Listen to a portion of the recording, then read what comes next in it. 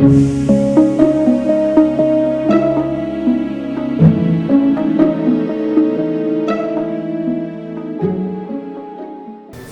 então você que está nos assistindo, nós estamos aqui numa conversa com o professor Dr. Rodrigo Monteiro Pessoa, que é da Universidade La Fronteira do Chile. No primeiro bloco ele já tratou da Previdência Social no Chile, né, que é um sistema de previdência baseado na capitalização. E agora nós vamos conversar um pouco sobre as relações de trabalho, as mudanças no mundo do trabalho, a reforma trabalhista no Chile.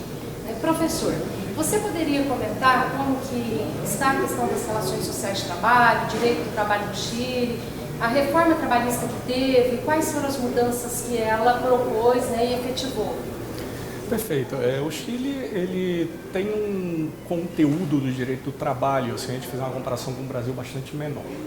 É uma legislação mais curta, mais compacta, mais compilada, porque obviamente é um sistema que ele está enfocado no modelo de Estado chileno, que já é um modelo liberal, né? Um modelo de Estado mínimo, que alguns autores pretendem ainda argumentar no país como Estado subsidiário. Esse Estado que só está presente quando os particulares, dentro de uma estrutura de sociedade orgânica, não conseguiram resolver os seus problemas sociais por eles mesmos. Então, se a gente pensar nesse modelo de Estado, obviamente o direito do trabalho é o reflexo do que esse modelo de Estado representa. O favorecimento, leis muito mais favoráveis, com a carga muito menor para os empregadores que para os trabalhadores. As mudanças nas relações de trabalho no Chile elas vêm acontecendo e, claro, vão ter que sofrer ainda mais mudanças a partir do momento que a gente vê a invasão de trabalhos por plataforma digital, trabalhos que são cada vez mais autônomos e essas grandes dúvidas que hoje são o foco de discussão do direito do trabalho é se esses trabalhos de plataforma representam ou não representam relações de emprego ou se representam relações de trabalho autônomo. Professor, só um exemplo para quem está nos assistindo, né, um trabalho de empresa de plataforma.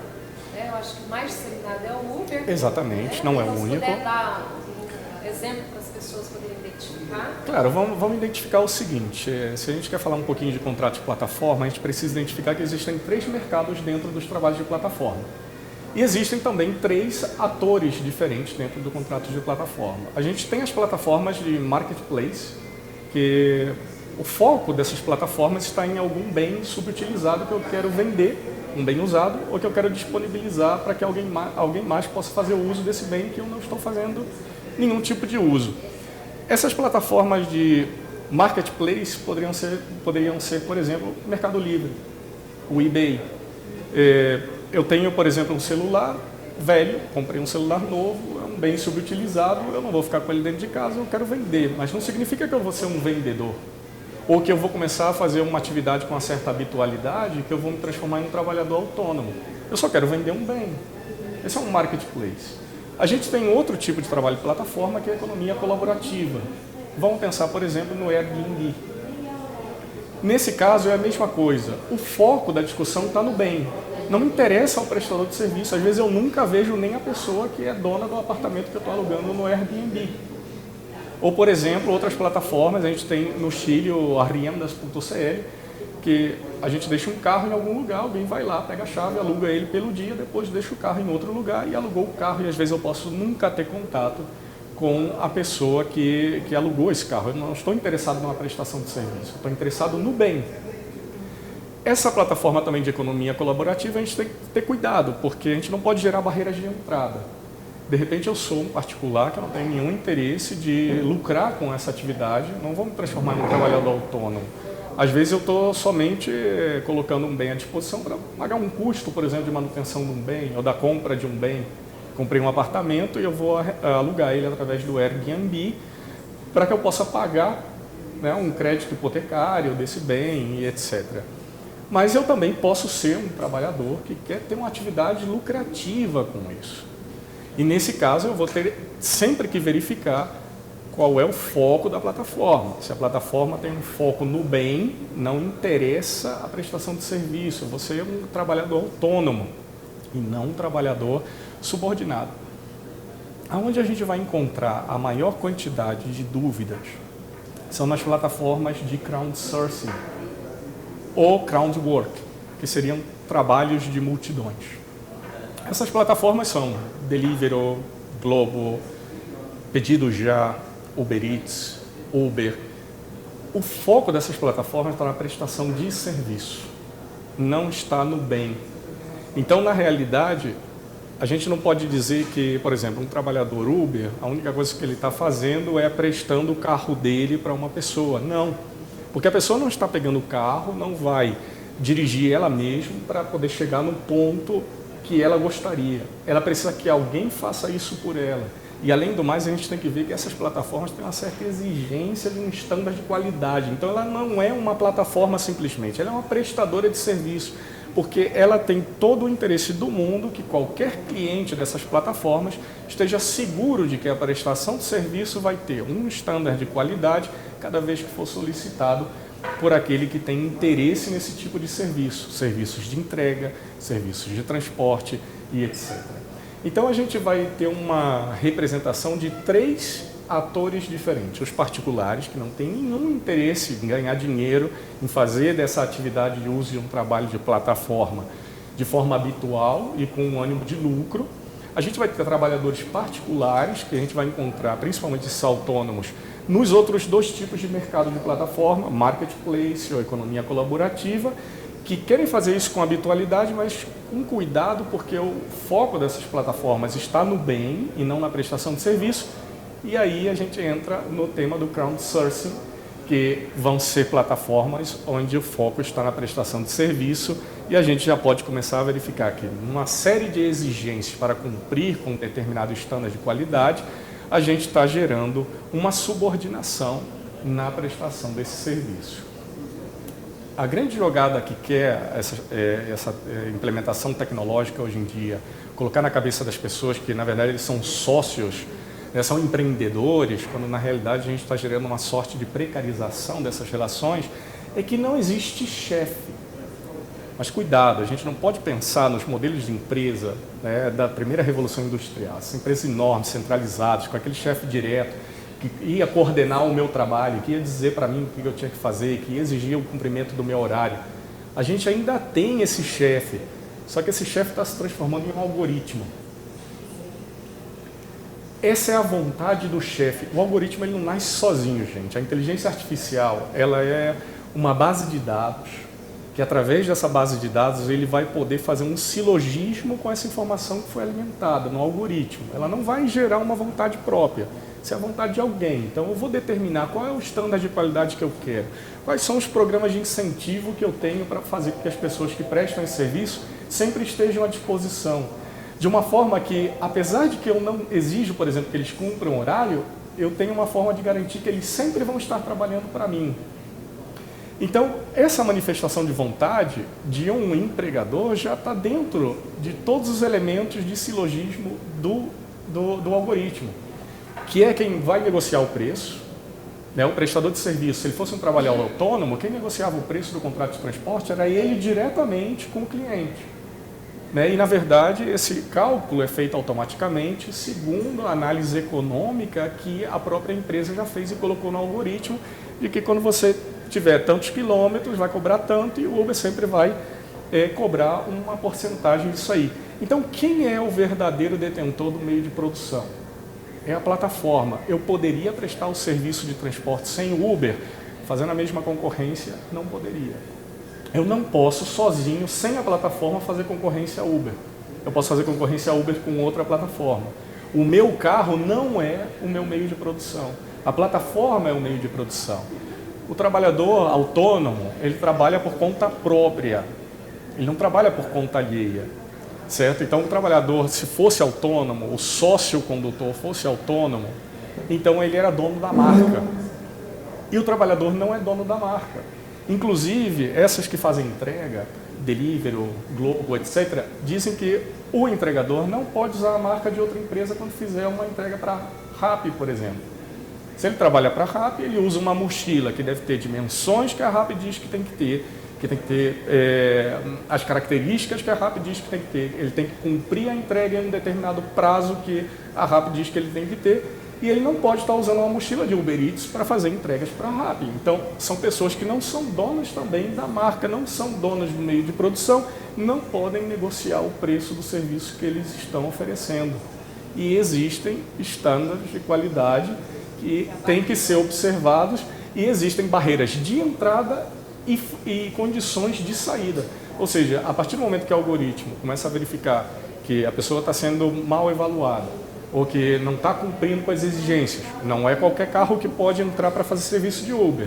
Estão sendo cada vez mais exigentes com respeito à antiguidade do carro, com respeito a carros que sejam sedã, porque tem clientes que estão começando a reclamar que não pode colocar a mala dentro do carro porque o carro é muito compacto. Então eles geram barreiras de entrada, que é quase uma espécie de condições para contratar o emprego, e tem condições também para poder expulsar esses trabalhadores das plataformas.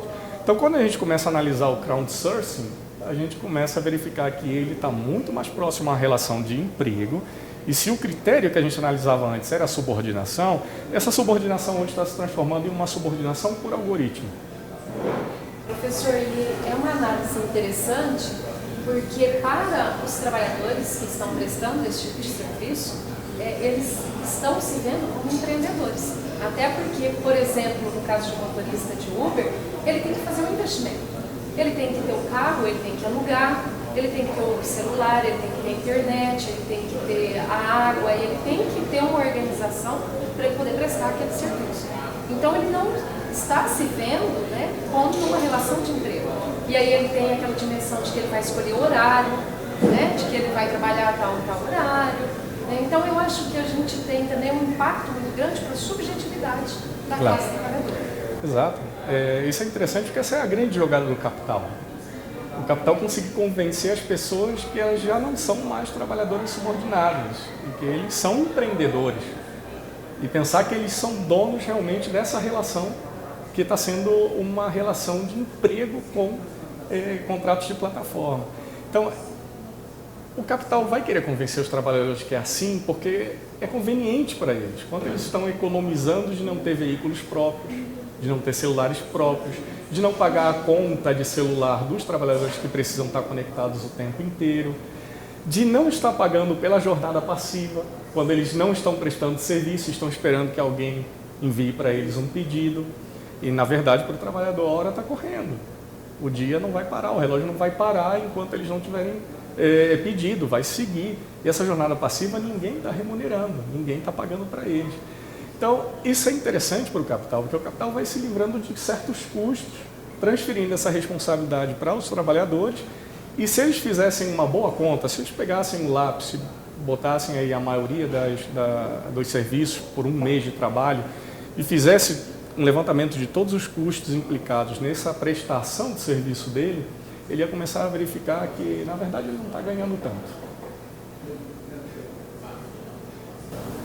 Professor, a gente poderia voltar, então, só na questão da reforma trabalhista do Chile, para a gente fechar, né? Quais foram as mudanças, então, que foram efetivadas e se tem alguma relação com a Previdência e com esse cenário que você está desenhando aqui para nós? No caso, a primeira reforma trabalhista que a gente teve mais tempranamente, ela estava vinculada com tentar melhorar as relações sindicais.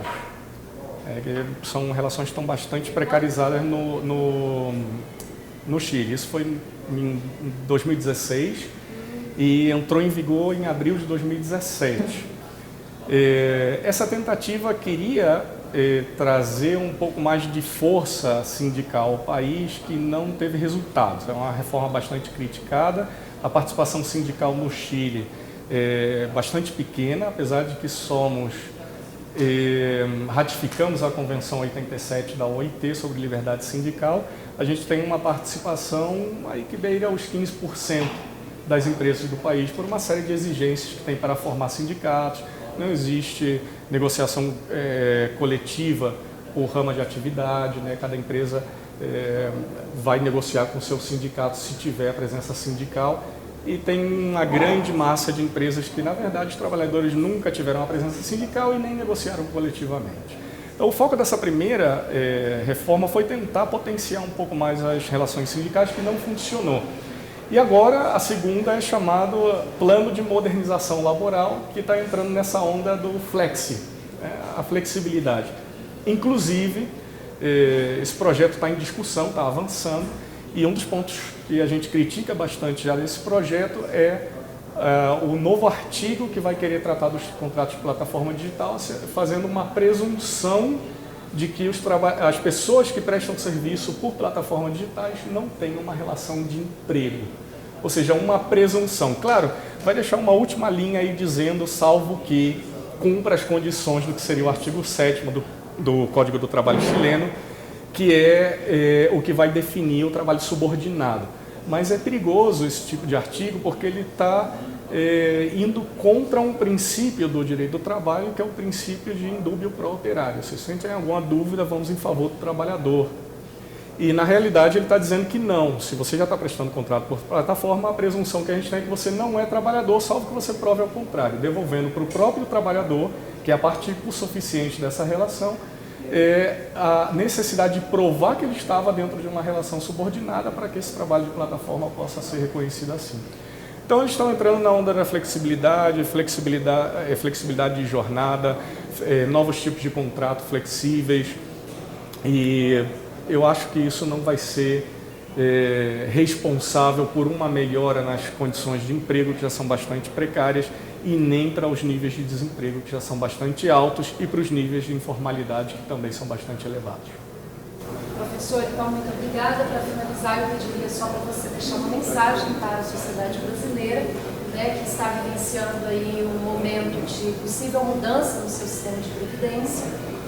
Então, qual mensagem, com base na realidade do Chile, que você conhece tão bem e expôs aqui para nós, você poderia deixar para o povo brasileiro?